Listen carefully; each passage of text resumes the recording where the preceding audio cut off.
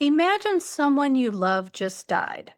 You're grieving, your phone won't stop ringing, family members are asking questions, and someone hands you a trust that's 85 pages long. And then they say, "Congratulations, you're a trustee." Nobody tells you what that actually means. Today, I'm going to show you the very first thing every trustee should do before meeting with the estate attorney. It will save you time, money, and a lot of unnecessary stress. Hi, I'm Laura. I help trustees navigate the practical side of trust administration, the 75% of the job that isn't legal or tax work. Over the next several weeks, we'll talk about what to expect in the first 30 days as a new trustee. Many first time trustees think they'll walk into the attorney's office, hand over the trusted documents, and hear something like, "Hey, don't worry about it. We'll take care of everything." I wish that were true. Instead, most people leave with pages of homework, organizing the financial records, locating assets, securing assets, communicating with beneficiaries, coordinating professionals, making dozens of decisions, and somehow you're expected to do it all while grieving, working, raising a family, trying to keep your life moving forward. That's why this first step is so important. Read the trust before you meet the attorney. Before you schedule your first meeting, read the trust, not just the first page, not the signature page. Read every single page. Think of the trust as your job description. Everything the grantor wanted, everything you're authorized to do, everything you're responsible for, it's somewhere inside that document. Now, here's the good news. You don't have to understand all of the legal language. In fact, no one expects you to. That's what the attorney is for. Instead, read the document with a highlighter. Make a copy first, but then with that copy, highlight anything that mentions your powers as a trustee, specific distributions, beneficiaries, deadlines, successor trustees, in case you don't want to do this, real estate, investments, taxes, anything you don't understand. Now, don't worry about solving the questions, just collect them in one place. Build your attorney question list. Those highlighted sections become your agenda for your first attorney meeting. Here's something I learned the hard way. Never walk into a meeting with an estate attorney without a list of questions. It can become a very expensive session for you or the trust.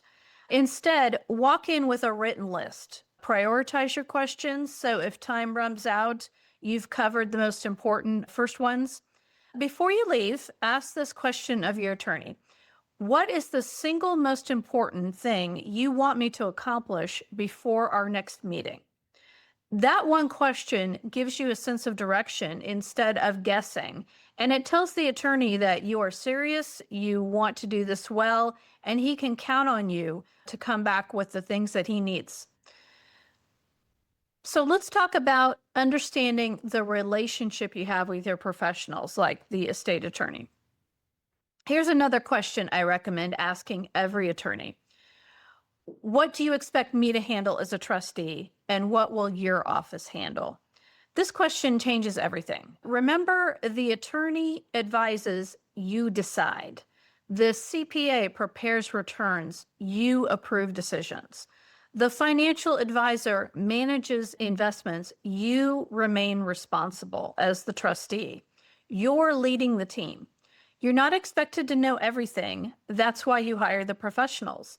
But you are expected to understand enough to make informed decisions because you are legally the one responsible for executing the trust. It's your name on that document. You're the one signing things. So in order to get organized, I suggest that you start a trustee notebook.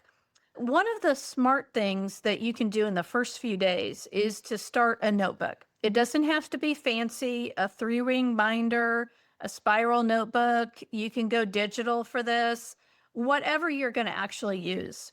One of my clients, Mary Ann, kept all of her trust notes, questions, to-dos in the back of her grieving journal. She noticed that while she was working through her grief in her journal, All those legal and accounting questions that she didn't have answers to would bubble up in those sessions. And so and it added to her stress and just piled on the grief and kept her distracted from dealing with her emotions. When some of those questions popped up, she just flipped to the back and put those down on paper and then went back to her journal. Just keep everything in one place. Your ongoing questions, the answers to those questions, what you need to do next, meeting notes, phone calls, deadlines, professional contacts, documents you still need to get, tasks you need to complete. Your notebook becomes your second brain. When you're grieving, your memory isn't all reliable. That's perfectly normal. You're distracted. You're living your life on top of all of this. So your notebook keeps everything organized so your stress stays on the paper instead of living in your head. If you're feeling overwhelmed, you're not alone. Almost every first time trustee feels that way in the beginning, and most trustees are first time trustees. The good news is that confidence doesn't come from knowing everything. It comes from taking the right next step. And today, that step is very simple. Find the trust, read it, highlight it, write down your questions, and then walk into your attorney meeting prepared. If this video helped you, subscribe because every week I share practical trustee guidance that attorneys don't often have time to teach.